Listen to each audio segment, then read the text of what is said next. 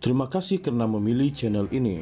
Sebelum kita mulakan video ini, sila pertimbangkan untuk menekan butang like, share dan subscribe dan aktifkan butang lonceng anda agar anda sentiasa mendapat info-info percuma pada setiap hari dari channel kami. Dan tinggalkan komen anda kerana komen anda amatlah dihargai. Terima kasih. Bekas Perdana Menteri Datuk Seri Najib Razak menarik balik rayuan terhadap keputusan Mahkamah Tinggi dalam permohonan semakan kehakimannya bagi mendapatkan perintah supaya beliau menjalani baki hukuman penjara melalui tahanan rumah. Najib yang juga bekas ahli Parlimen Pekan kini menjalani hukuman di penjara Kajang bersabit kesalahan penyelewengan dana RM42 juta milik SRC International Sendirian Berhad. Melalui notis daripada firma guaman Tetuan Syafi & Co bertarikh 2 April lalu, firma guaman berkenaan memaklumkan kepada mahkamah bahawa Najib selaku perayu berhasrat untuk menarik balik rayuan terhadap responden tanpa kebenaran untuk memfailkan semula dan tanpa sebarang perintah berhubung kos. Tiada alasan dinyatakan berhubung tindakan pemberhentian berkenaan dan pada 14 April lalu, Timbalan Pendaftar Mahkamah Rayuan merekodkan bahawa notis penghentian yang difailkan peguam adalah teratur dan seterusnya membatalkan notis rayuan Najib. Pada 22 Disember tahun lalu, Hakim Mahkamah Tinggi Alice Lock Yee Ching menolak permohonan semakan kehakiman Najib yang juga bekas Presiden UMNO bagi memaksa kerajaan dan 6 yang lain untuk melaksanakan tita adendum supaya beliau menjalani baki hukuman penjara melalui tahanan rumah. Yee Ching memutuskan demikian selepas berpuas hati isu berkaitan tahanan rumah tidak pernah disebut dan dibincangkan serta diputuskan dalam mesyuarat Lembaga Pengampunan yang bersidang pada 29 Januari tahun lalu. Tita adendum dikatakan diperkenan yang di-Pertuan Agong ke-16 yang membolehkan Najib menjalani baki hukuman terbabit di bawah tahanan rumah. Dalam semakan kehakiman itu, Najib dengan itu memohon satu perintah mendamus supaya kerajaan melaksanakan tita itu dengan serta-merta memindahkan beliau dari penjara Kajang ke kediamannya untuk meneruskan hukuman penjara di bawah tahanan rumah.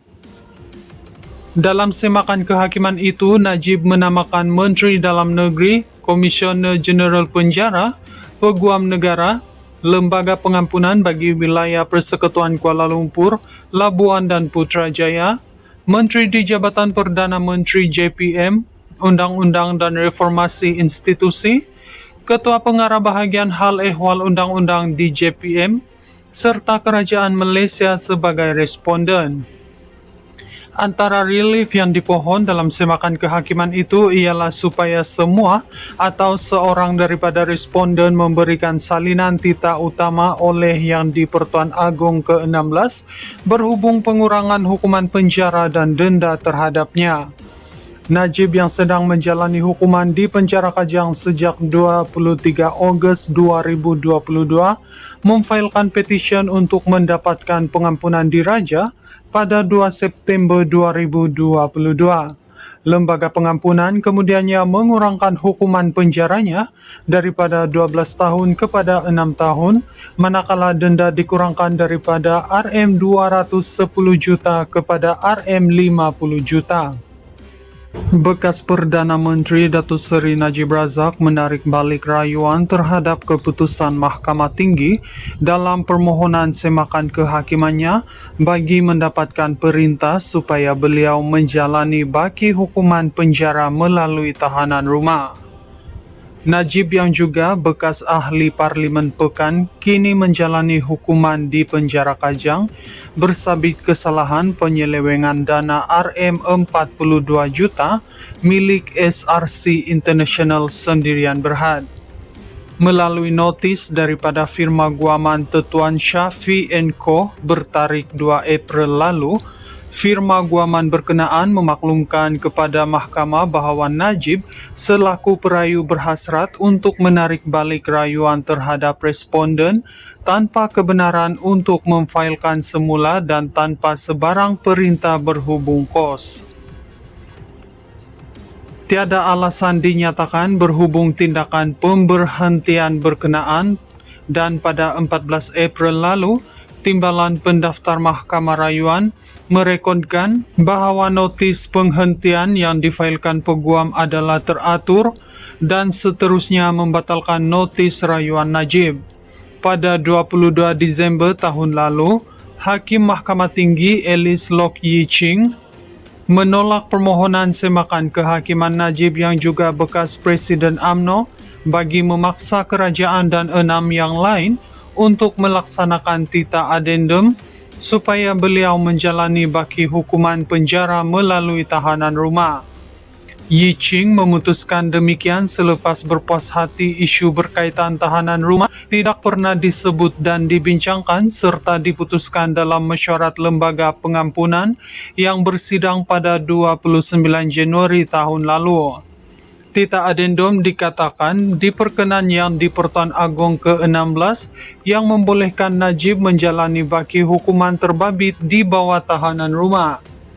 Dalam semakan kehakiman itu, Najib dengan itu memohon satu perintah mendamus supaya kerajaan melaksanakan tita itu dengan serta-merta memindahkan beliau dari penjara Kajang ke kediamannya untuk meneruskan hukuman penjara di bawah tahanan rumah.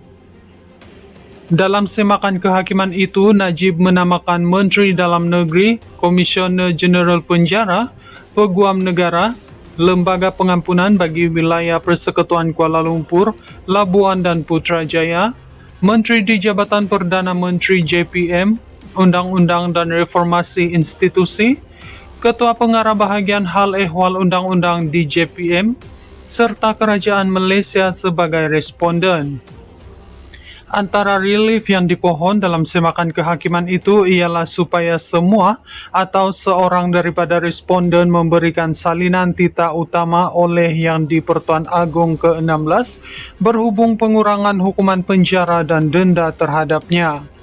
Najib yang sedang menjalani hukuman di penjara Kajang sejak 23 Ogos 2022 memfailkan petisyen untuk mendapatkan pengampunan diraja pada 2 September 2022.